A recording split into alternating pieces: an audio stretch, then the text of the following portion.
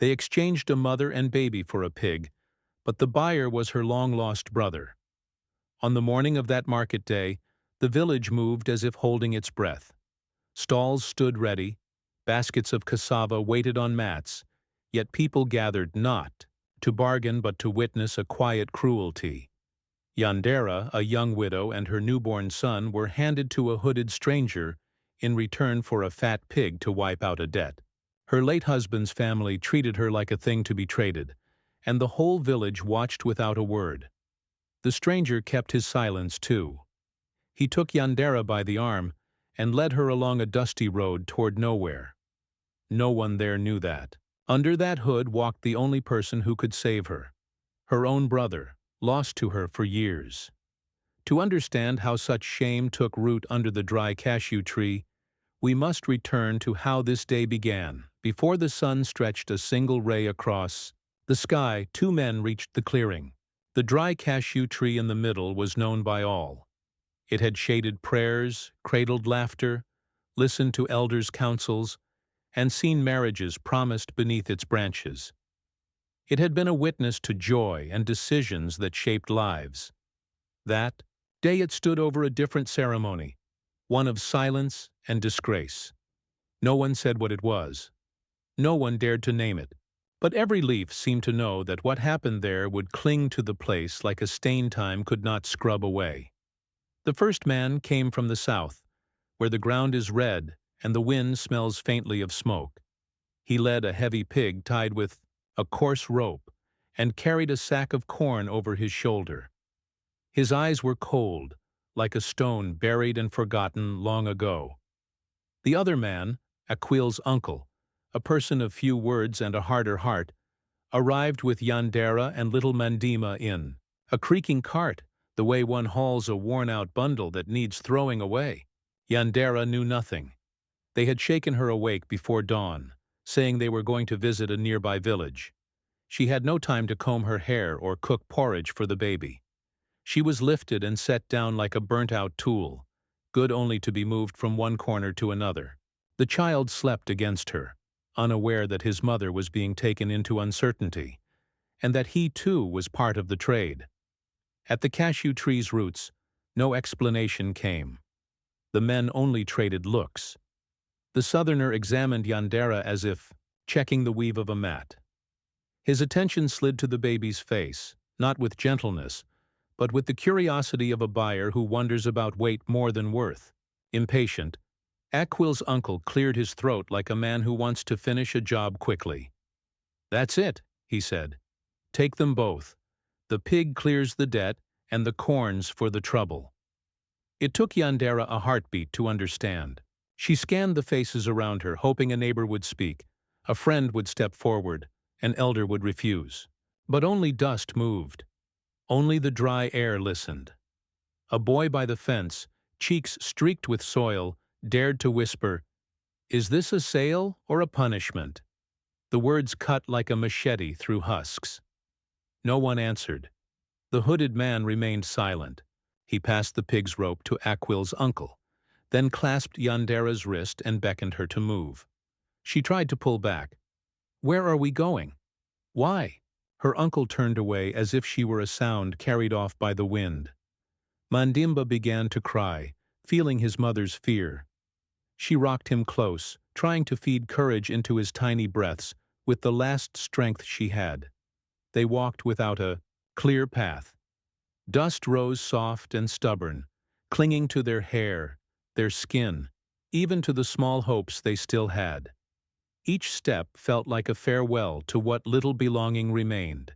Each pause was a slap to her dignity.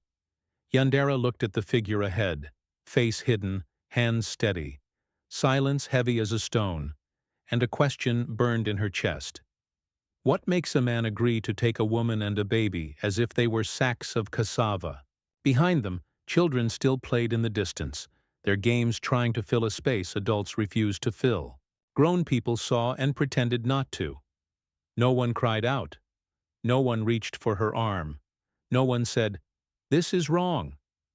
Yandera's life was traded for a fat pig and a sack of corn, and no one found it strange enough to stop. The road stretched forward, long and without promise. The destination hid itself beyond heat waves and tall grass. The ground was rough beneath her feet, and fear rode beside her, but the sharpest hurt did not come from the path or the unknown. It came from knowing that to those who had raised her, she was now worth nothing. Not as a mother, not as a widow, not even as a woman. Behind them, the cashew tree stood holding more than dry fruit. It held the weight of an injustice that time itself would have to face. And so, in silence, the story began. Because everything that begins with humiliation usually ends in truth. But until then, Yandere would still have to cross deserts, even. The eyes couldn't see. The dirt road ran on, pale and dry, like a ribbon that never ended. The sun climbed slowly, pressing heat onto Jandira's shoulders until sweat slipped down the baby's brow as he slept, restless, as if he sensed that the world had turned against them. The man went ahead, step after steady step, like someone who knew the way but did not care to explain it. He did not offer a hand, did not turn his head, did not break the silence that wrapped the path. Yander tried to make sense of him. Who was this person who took her like cargo and would not even meet her eyes? Why accept a deal so cruel? Was he a hunter of women, a buyer of souls, one of those who trade people like cattle? Or was he simply another tool of a harsh world? Someone who learned to carry other people's pain without questions? She hugged Mandumba tighter until the child's heartbeat seemed to steady her own. The hood over the man's head made him a riddle. He did not look fully young or fully old. His hands were rough from work, yet kept clean from habit. A spear rode his back along with a bundle of dry branches. No ornaments hung from his neck. No marks on his skin showed tribe or boast. He walked like something made of stone and wind. Hard, quiet, and hard to read. They kept walking until the sun spread red along the leaves and the sky bled into evening. Then he stopped. He chose a clearing near a small stream, as if he had known it would be there. He moved with quiet skill, tying a small tarp between two trees, circling stones for a fire, and breathing life into old embers until a flame took hold. Yandera watched from a rock a short distance away, unsure which instinct to trust, to believe, to run, or to scream. But where could she go? Alone, with a baby in her arms, with no idea which path led to safety and which led deeper into danger. Escape was only a thought that made her tremble more. The man kept his silence. With his foot he slid a banana leaf toward her. On it sat roasted cassava, a piece of dried meat, and a chunk of sweet potato. Not a feast, not a threat, just enough to keep a person on her feet when falling was not allowed. Yander hesitated, then ate, not for herself, but for the child. Mandima needed milk, and milk needs a body that does not faint. The man seemed to know this, or guessed it. Perhaps he prepared the food because it was right. Perhaps it was duty with no words. It was impossible to be sure. Night gathered above them, punching holes in the dark with stars. The man moved away from the fire and sat against a tree, choosing the ground as his bed. Yandera stayed awake longer, watching his outline flicker in the dim light. The baby slept on a blanket made from spare cloth, head warm in her lap, breath soft and even. Just before his eyes closed, the man spoke for the first time. His voice was low, steady, and shaped by the road. "You remember me, but not now." Nothing more. Yandia froze. Her heart pounded like a war drum in the night. She wanted to ask, "What do you mean?" She wanted answers, demanded by the fear inside her, but something in the weight of his words held her voice still.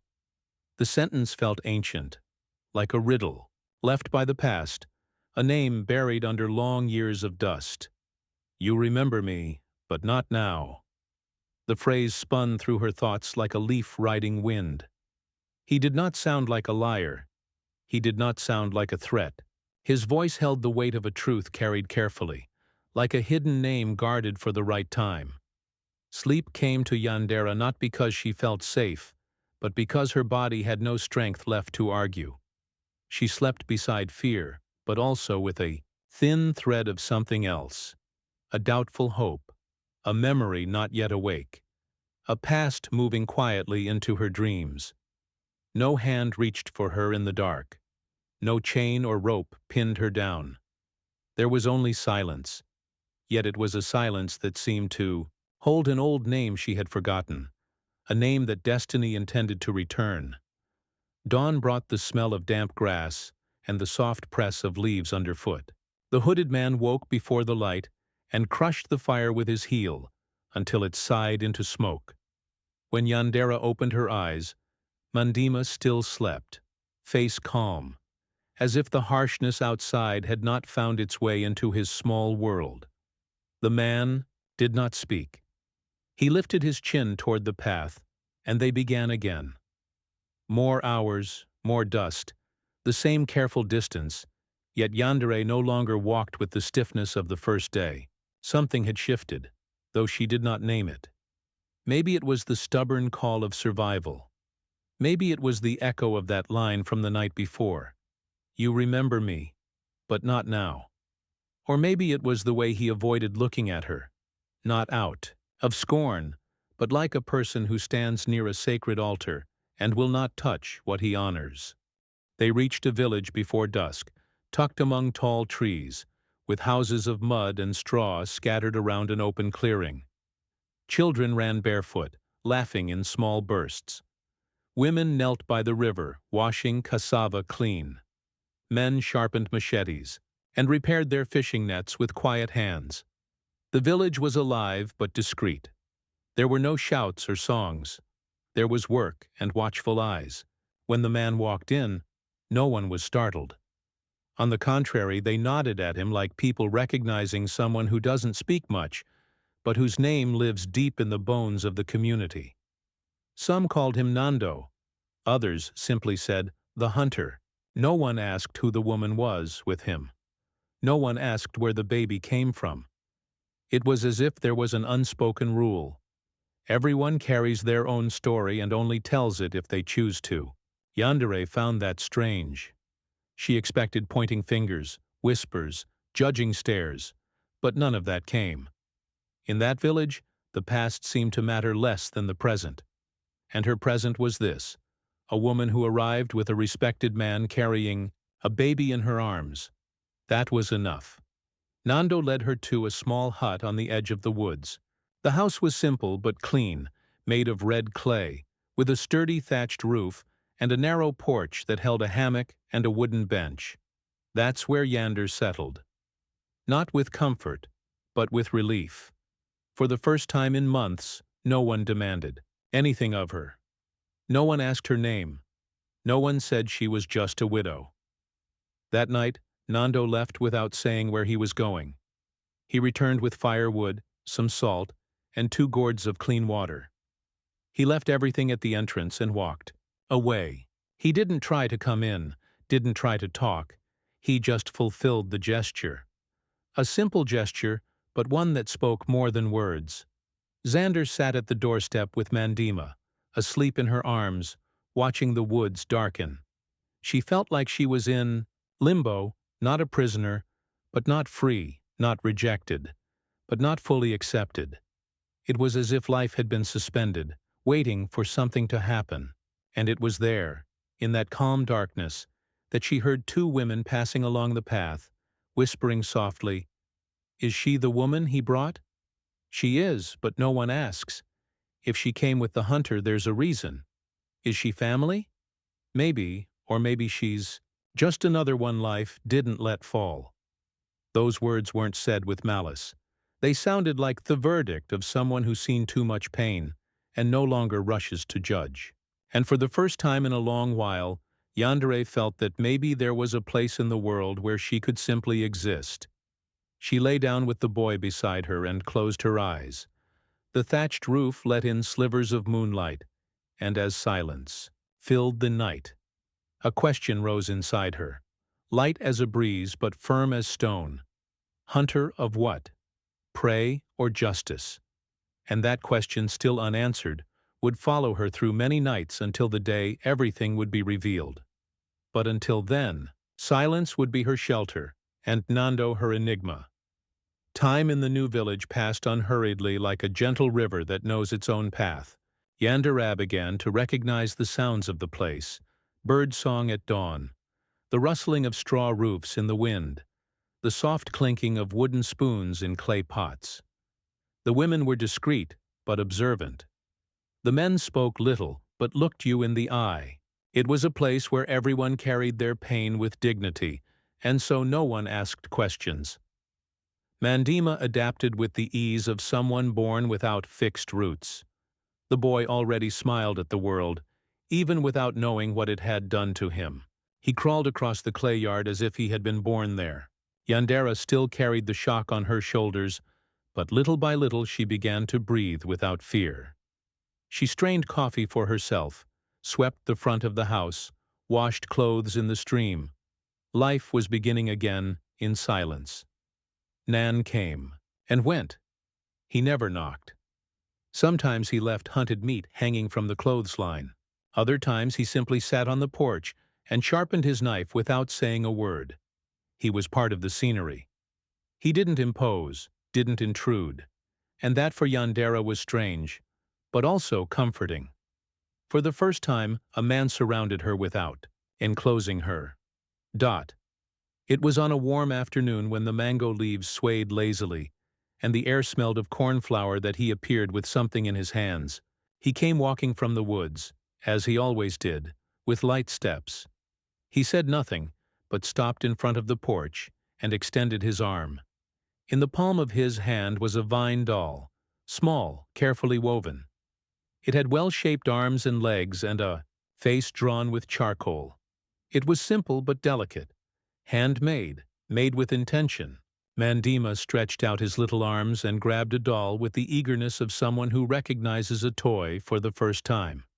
He laughed, that short, sincere laugh of a happy child. Yandere froze. That wasn't just any doll. She knew that style, of vine weaving, that way of folding the arms, that charcoal paint on the eyes and mouth. It was the same identical to the dolls Aquil used to make when he was a boy. He had told her once back, when they still dreamed of a future together, that his older brother, before disappearing, had taught him how to make dolls like that. "My brother wove better than anyone," Aquil had said, "vanished into the woods when I was still little. They say he died, but I always thought he just wanted to disappear from the world." Yonder felt the ground slip from under her feet. Time twisted strangely. She looked at Nando as if seeing a ghost. His eyes were lowered, but his body said everything. He wasn't a stranger. He couldn't be. That doll was a key. "Who are you really?" Yandere whispered. Her voice caught in her throat. Nando didn't answer. He just nodded like someone confirming a truth with no rush. Then he turned, walking back into the forest, as he always did. But now Yandere knew he wasn't just a hunter. He wasn't just a hooded man who had agreed to take a woman and a baby in exchange for a pig. He was someone who had come back from the past. Someone who had known Aquil before she did. Someone who used to-weave vine dolls when the world was still simpler or less cruel. The doll stayed in Mandima's hands, and he cuddled it to his chest, falling asleep with it. Yandere remained, seated on the edge of the bed, her eyes fixed on the darkness of the room, her heart pounding harder than ever. In the village where no one asked about anyone's past, her past was knocking at the door, in the shape of a doll, in the shape of a memory, and in the shape of a man she was beginning to recognize, not by his face, but by his hands. Because there are pains that time allows us to forget, but there are gestures that only blood knows how to make. That night, the vine doll slept between mother and child, and Yandere didn't close her eyes for a single minute. Her heart seemed to have traveled back in time, as if each beat echoed the memories she had tried to bury ever since Aquil was taken. By the fever, the doll was there, simple, silent, but loaded with truths that time hadn't managed to erase, and Yandere knew the moment to ask had passed. Now was the time to listen. Nando didn't appear that night, nor at dawn. The yard remained empty, and the silence of the forest felt even deeper.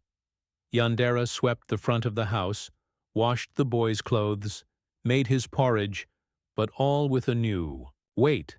She was no longer just a guest in a strange place. She was wrapped in a mystery that smelled of blood, old stories, and a lost name. It was only at the end of the afternoon, when the sky had already begun to change color, that she saw him in the distance. He came walking slowly, like someone carrying more than just firewood on his back. He stopped at the entrance of the house, as he always did, but this time he brought nothing in his hands, no game, no offering, no object, only his eyes, steady, filled with old sorrow and recent relief. Yen said nothing. Neither did he.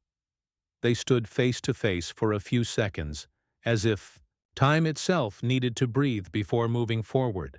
From his mother's lap, Mandima looked at the man with the same calmness of someone who had known him since the womb. Then Nando removed his hood. Dot. The gesture, simple as it was, hit like a muffled 2-N-D-E-R-C-L-A-P dot. The face that emerged was lean-marked by the sun, the forest life and silent years. But the features were there. The shape of the jaw, the cut of the eyes, the faint scar on the left eyebrow. Yandere stepped back. It was like seeing a keel resurrected, but with more years, more pain, more silence. He spoke with a low, steady voice, like someone digging a stone from his soul. "I'm your husband's brother. They called me dead, but I only left the words dropped like a blade." Chandira clutched her chest, trying to hold back the tremor. The world spun around her, but she could only see that face.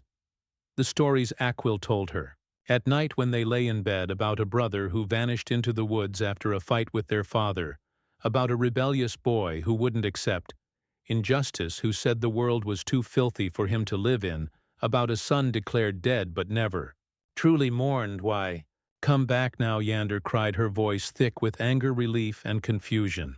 He took a deep breath, his eyes filled with tears. "But they didn't fall because I heard they sold you for a pig." Thy silence that followed wasn't ordinary. It was sacred, a silence carrying the pain of two lives crossed by the same fate. The woman who had been discarded and the man who had been forgotten, both rejected by a family that used blood as currency. Yandere fell to her knees, not from weakness, but because the ground was the only place solid enough to hold that moment. She wept. She wept like someone opening an old wound, not to bleed, but to heal. Her hands trembled. The baby, frightened, nestled into her chest as if he knew that this pain mattered. Nando knelt too. He didn't touch her. He just stayed by her side, as if to say, "I'm here now."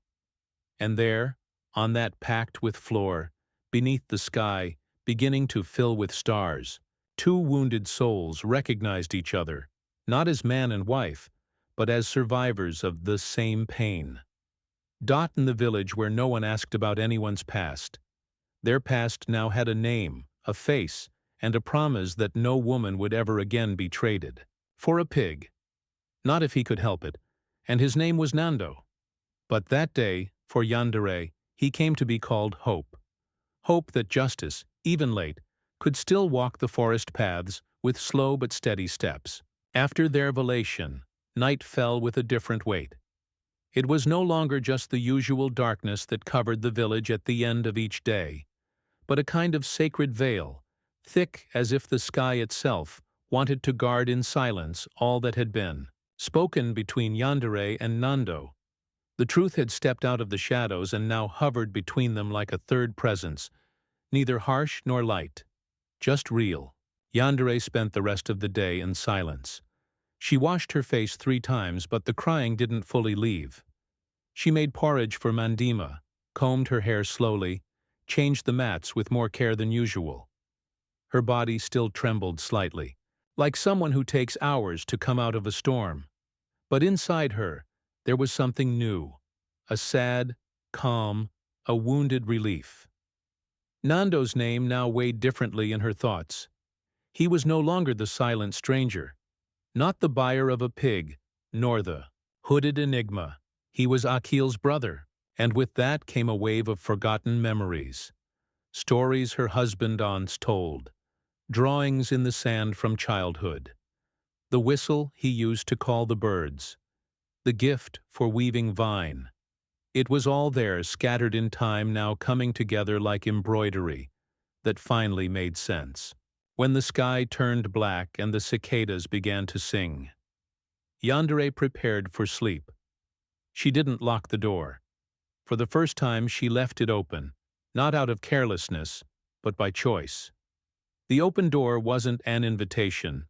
It was a sign of trust, or perhaps of courage. Outside, Nando set up his hammock near the fire as he always did. But that night, he laid an extra blanket on the ground. A simple gesture, offering shelter, not intimacy. He didn't try to come in, didn't force conversation. He simply stayed there, spear by his side, eyes alert to the forest, thoughts submerged in the same memory that now united them. Mandima had been asleep for a while. The heat of the night cradled the boy like the arms of an ancient mother. Yandere looked at Herson and felt something new. Safety. Not the kind made of walls or weapons, but the kind that exists only when fear slowly leaves the body and makes space for peace. And that peace, nameless quiet, made itself present that night. She lay down and for the first time since Aquil's death, didn't have nightmares, didn't wake up startled in the middle of the night, didn't cry in secret.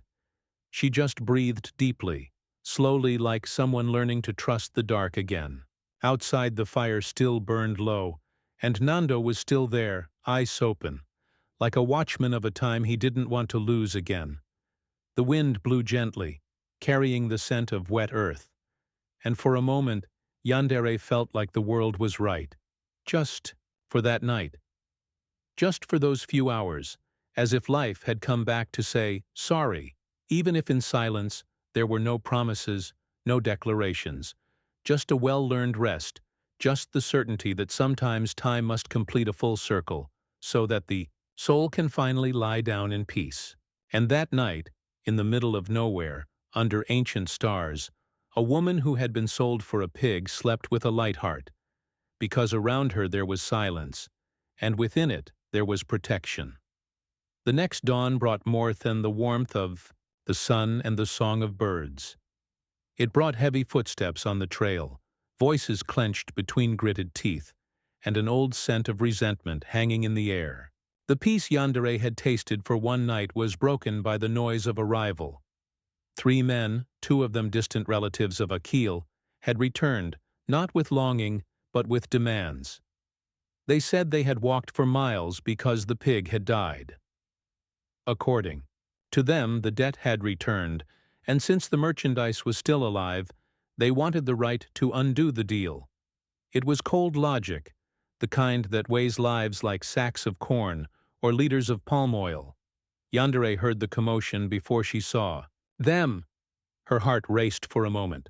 Her hands trembled, but not out of fear, out of outrage. She had slept an entire night with the door unlocked. She had felt what it meant to be respected, even insolence. And now, faced with that threat, something inside her woke up, something without a name. But that had always been there. Waiting for the right moment, the men arrived with sharpened words. We came to take what's ours. The pig died, the debt's back.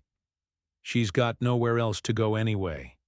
Nando emerged from the woods, his gaze steady, spear resting on his shoulder. He didn't say a word. He simply stood beside Yandere Asif, saying with his presence, if you touch her, you'll have to go through me. But it was Yandere who spoke first. Now I have a name, and the one who protects me is blood of the same blood. The words came out strong, without yelling, without exaggerated anger. Just truth. A truth so solid that the men stepped back, even if they didn't want to. They looked at her and saw something they no longer recognized. dignity. A woman standing tall. A woman who, though wounded, would no longer be bartered. You're not worth all that. Yandere. One of them spat, trying to cut her down. She didn't flinch.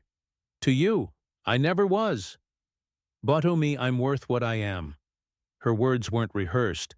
They came from pain, from survival. From the ground she stood on with more certainty than ever since arriving in that village.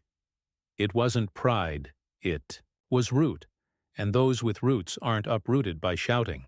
The men muttered, made veiled threats.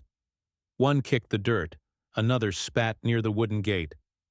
Nando remained still, eyes locked on the three. He didn't need to speak. His silence was the wall.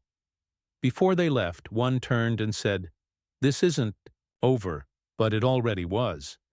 It had been left behind in the past with the cowardice of those who trade people for animals. Left behind in the mud of days when Yandere remained silent. Left behind in the screams she never gave. But that now had become presence, posture, firm words.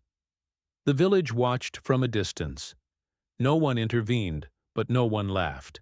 And the next day, an old woman, one of those who knows more than she says, passed in front of Jander's house, paused, looked, and murmured, "Now yes, now she's where she belongs." She didn't explain what she meant, and she didn't need to. Jander's presence now spread like perfume on the wind. She was no longer the woman carried in a dirty deal. She was the woman who, even without choosing the war, knew how to stand tall when the war came knocking. And there, facing the afternoon sun, she knew no matter how much they try to take from you, those with a whole soul can't be traded, can't be returned, can't be taken. What began as a quiet confrontation at the edge of the clearing spread through the village like the smoke of burnt straw. Within hours, everyone already knew. 3 men from Gander's old village had returned to claim what they believed. Was there, right? The woman and the child they had traded for a dead pig? Tongues didn't erupt into shouting. It was a village of silences, but the eyes said everything, and the elders, when they look at each other in silence, make more noise than any crowd. The next morning, Nando was summoned by a group of elders. One of them, named Zumu, was known for carrying the villagers' memory on his back. He had once been a hunter, midwife, healer, and advisor.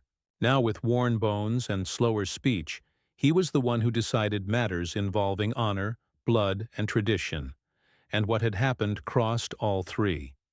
The meeting was held beneath the old Ipa tree, where conflicts had been judged since before. The days of electricity. The men from Jandera's village returned. They didn't come with rage, but with arguments. They even brought an improvised receipt, a piece of cloth marked with blood and dirt, where someone had written that the deal was fair. Zumu sat at the center. The others gathered silently around him. Nando stood beside Yander. She held her child in her arms. He held his gaze steady. The scene wasn't grand, but what was at stake was greater than words. It was the dignity of a woman, the right to name, the worth of a life. The elder listened to everyone. He didn't rush anyone, didn't interrupt.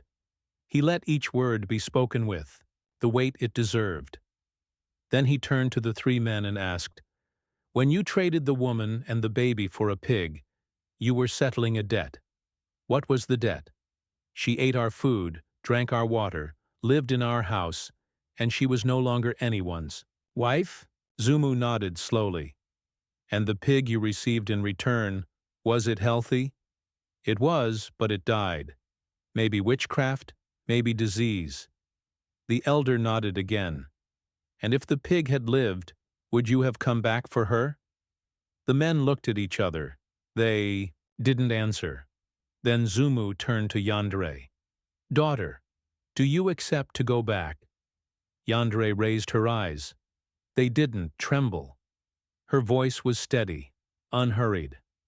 "I'm not a pig. I wasn't sold, I was discarded. And I was taken in by someone who asked for no receipt, no change, no trophy. I was welcomed insolence, and now I've taken root in this land." The old elder closed his eyes for a moment like someone seeking the spirits of the earth. Then he opened them slowly and said, "A life is not weighed in meat. A woman is not exchanged like livestock, and a child is blood of the future. Hear what? Ayurveda's Bharta has become seed, and a seed that takes root cannot be uprooted." Double quotes. Silence. The words fell like rain on dry soil. The village breathed deeply as if it had been waiting for that moment for a long time. Zuma raised his hand. "The decision is made. She stays. And you return with no pig, no woman, and no claim, because those who don't know how to care do not deserve to take back what they threw away," the men protested. But the people of the village had already begun to gather, not with violence, but with presence, and sometimes the presence of those who stand in silence weighs more than any scream. They left that same day, empty-handed, heavy-hearted, and behind them stood a woman. A woman who not long ago was just a discarded memory. Now she was part of the Ville's story. By late afternoon, Zuma returned to Nando's house. He sat on the porch, looked at Yandere and said, "You weren't judged. You were recognized." And that for her was more than justice. It was a root finding its place. It was a name being rewritten. It was a soul for the first time being truly seen. The peace that came after the judgment didn't last long. Life, as the elders say, doesn't like prolonged calm. Sometimes the wind changes without warning, and it was in a stifling dawn with the moon still ruling the sky and silence asleep over the village that Mandima began to cry differently. It wasn't hunger. It wasn't sleep. It was pain. Yandere felt it in her body. A mother knows. The cry came from deep within, a place even adults don't know how to name.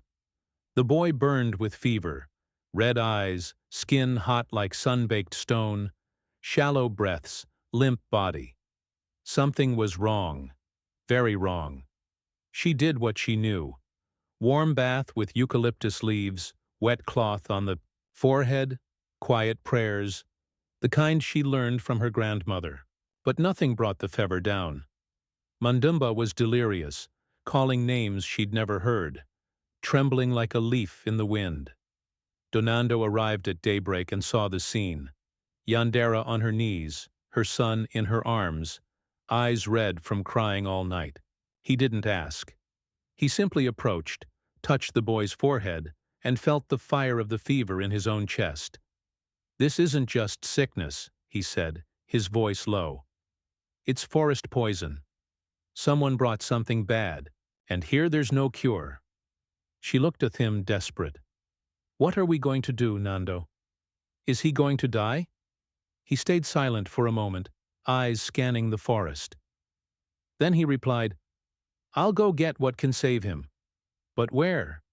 "To the sacred forest, the one beyond the wide river, where the elders say spirits guard the paths, where few go, where almost none return, a place you don't cross out of. Pride or curiosity. You only enter when the soul screams louder than fear." Yanderea grabbed his arm. "You don't have to." "I do," he said. "He's my blood, too." He took his spear, a gourd of water, and a handful of dried leaves. He didn't say goodbye because he knew that if he said farewell, he might not return. He only looked at Yandere, then at Mon, and headed into the forest. The day dragged on as if time had fallen ill along with the child. The village went quiet. Women brought her. Elders prayed. But Yandere knew only Nando could find what the boy needed. And if he didn't return, she didn't know what she'd do. Night fell, and with it, despair. The fever climbed higher. Mandima stopped crying. He only moaned now, eyes unfocused. Yandere held him as if holding her own life. She sweated, trembled, prayed. She begged the heavens, the earth, even the spirit of the late Akil. "Don't take my son. Take me instead, but not him." And when dawn was just beginning, when roosters crowed without strength, the crack of branches broke the silence. Nando appeared covered in mud, arms wounded, face scratched, eyes burning. But he was there, alive, and in his hands he brought a bunch of thick grad leaves dripping a thick liquid and a small gourd of cloudy water with a strong, almost unbearable smell. "This is it," he said. "It's what I found, what the elders said might heal." He prepared everything carefully, made a broth with the leaves, dripped the liquid into the boy's mouth, spread the paste on his temples, back and chest. Then he laid the boy down and lit a small fire with branches from the same tree where he found the plant. Yandere stayed beside them, saying nothing, just watching, just trusting Dart.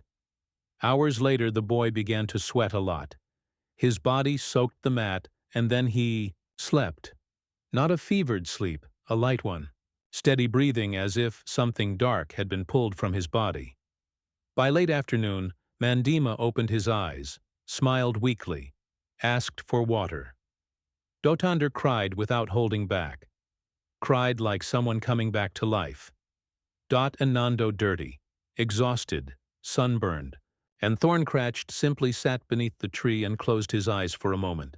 There, in the silence born between the three of them, there were no grand miracles. But there was faith.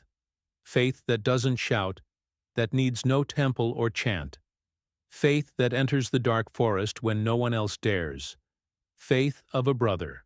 Faith of a man. Faith of someone who rescues with their own hands what others had left to die. And that night, for the second time, Yandere slept without fear. Because now she knew her son didn't carry only his father's blood. He carried the blood of the one who had returned and returned to protect. After the fever passed, and Mandima laughed again with his eyes, that light laugh that seems to come from another world, the whole village shifted in tone. No one spoke any more of the men who came to reclaim the pig. No one mentioned the shame of the trade. What remained was something else, something stronger, a kind of silent respect, a reverence.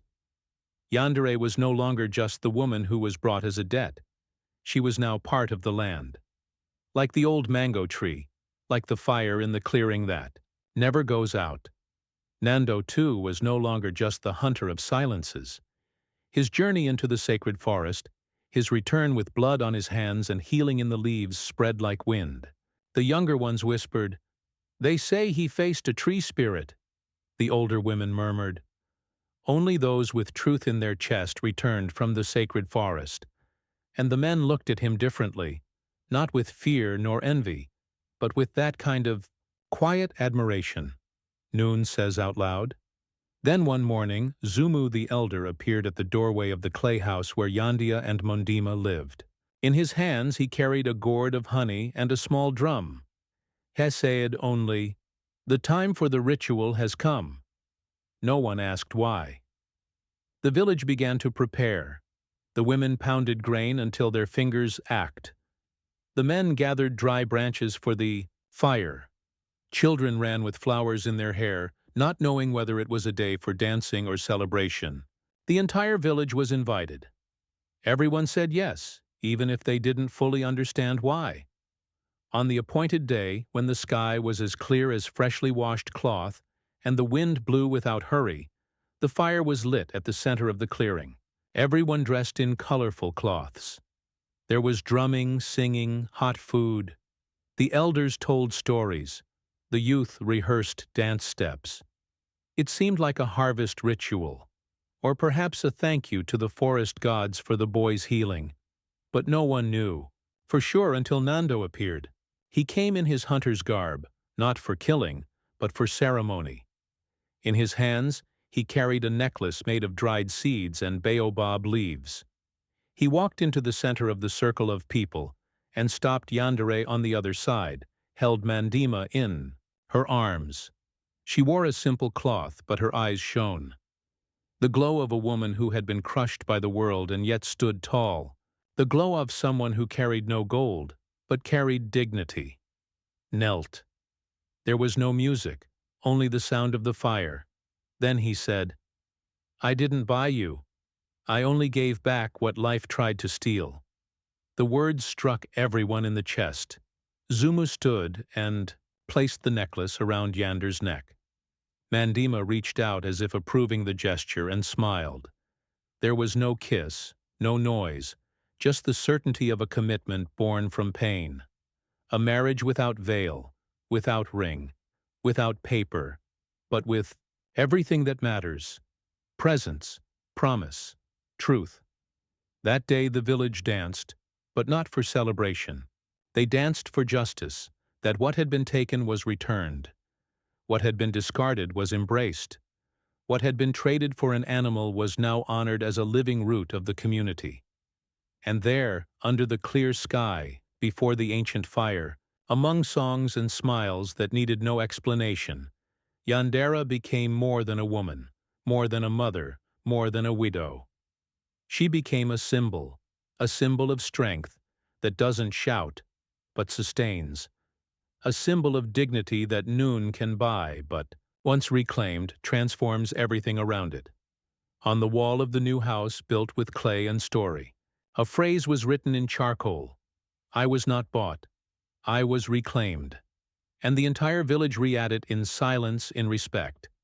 And never again did anyone there trade people for animals. Because now they knew there are things that cannot be sold, cannot be lost, only honored. Over time, Mandima grew up without knowing the true weight of the story that brought him to that village. Hek knew he was the son of Yandera, a woman with steady eyes and a soft voice, and that there was a man named Nando who taught him how to set traps, listen to the animals of the forest, and later on choose the right words. But in those early years, he didn't know that his own birth had once nearly been traded for an animal, nor that his mother had to face contempt, silence, and the injustice of an entire family so that he could have a bed, a name, a place. Yan in turn was no longer seen with pity, nor with doubt. She walked the village paths with her head held high and a basket of corn in her hand. Children followed her, laughed with her, listened to her stories. Women sought her opinion before making decisions at home. Men greeted her with respect. It was as if she had become part of the soil, not just present, but necessary. No one ever spoke again of the sail or the pig or the men who came demanding a debt in human form. Yander's name was now spoken with a different tone, and as he grew heard the nickname the elders gave him, Child of the Land, once again. Nando, for his part, became more than the hunter, not because he wanted to, but because his story no longer fit only in silence. The elders said he didn't hunt just animals. He hunted injustice. He was seen as a man of honor, but also as the one who crossed the sacred forest, not for glory, but for love. There were other fevered nights, other judgments.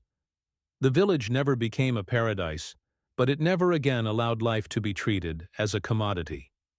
Whenever a rumor of abuse or barter hovered near the borders, someone would always say, "Remember, the woman who was traded for a pig," and that was enough.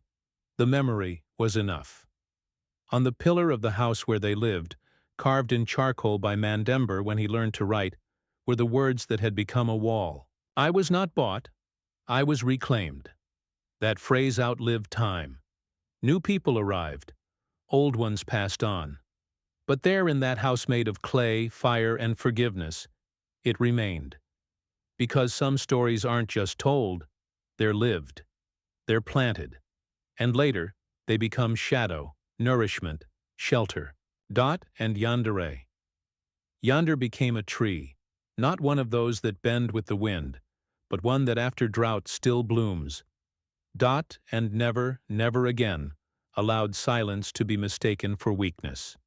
Because she learned in her own flesh that there are pains that crush, and there are pains that teach you to bloom. If this story touched your heart, let us know where you're watching from. Leave a comment below. We'd love to hear from you. Don't forget to like the video, share it with your friends and family, and subscribe to the channel. That really helps us keep bringing you real and emotional stories like this one. Thank you for being part of our